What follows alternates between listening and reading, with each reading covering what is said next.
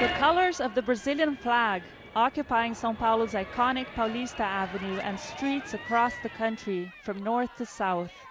Protesters of all ages are here calling for the impeachment of President Dilma Rousseff and an early end to the Workers' Party's 14 years in government. The huge mistrust faced by the president is evident everywhere.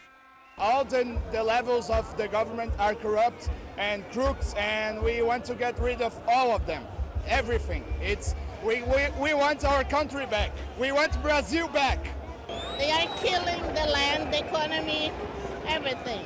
It's very, very bad, very, very sad. And we hope, a new Brazil. Brazil's optimistic boom years had been fueled by high commodity prices, but the country is now facing its worst recession in decades. The economy shrunk 3.8% last year.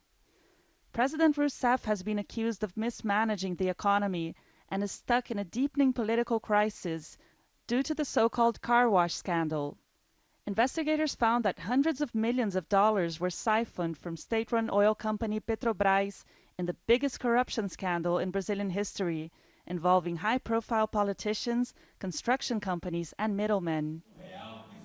Last week, former President Luiz Inácio Lula da Silva, the founder of the ruling Workers' Party, was detained for questioning.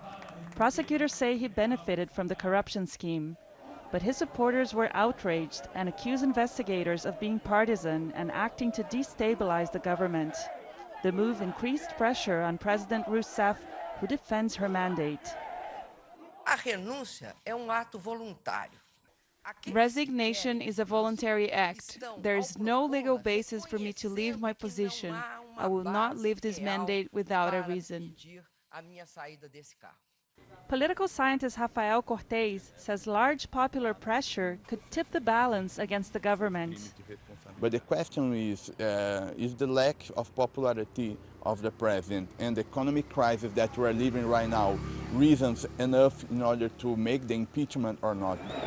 The voice of the streets today may be an argument for key allies of the government to withdraw their support, leaving the president even more isolated than she already is ahead of the impeachment proceedings. Julia Carneiro, BBC News, São Paulo.